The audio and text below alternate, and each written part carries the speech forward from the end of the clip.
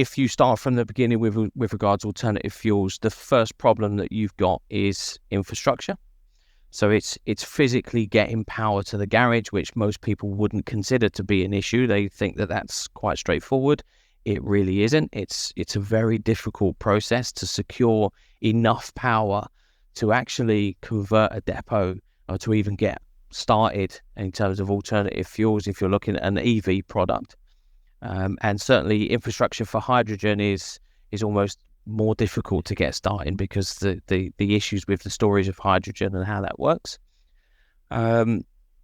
Once you can get that, you can get through that first hurdle, you can get that alternative fuel set up. If it is EV, then generally what's happening at the moment is the first vehicles that are transferred over to, we stick with electric vehicle workings, are the vehicle workings that are most efficient for electric running.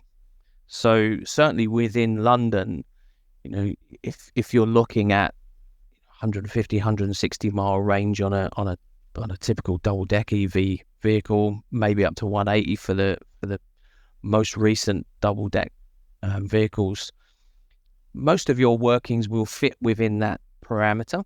And where they don't fit within that parameter, you can substitute those vehicles for diesel buses, night workings being the most obvious example.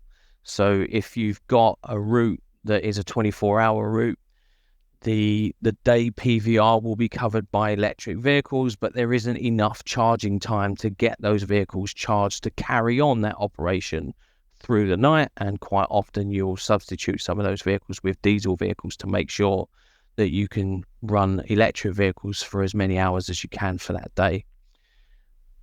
At this stage, not an issue. It becomes a much bigger problem a little bit further down the line when you are now looking at whole depot conversion to electric vehicle. And now all of a sudden, it's not just your efficient vehicle workings for electric usage that you need to be able to cover.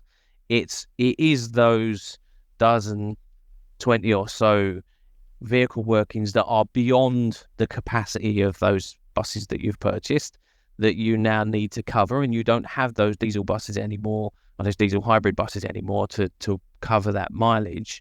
So what do you do? What are your options? Well, you've only really got two options. One is to cut back on the level of service that you provide in order to produce more hours of charging opportunity.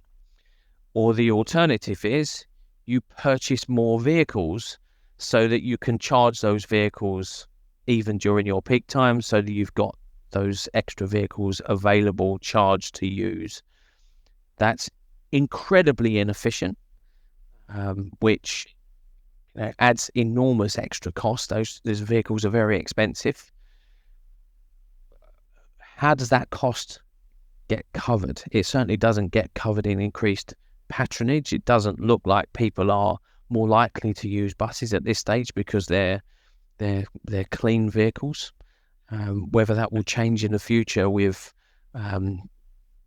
government legislation or local authority changes in terms of what they expect to anticipate their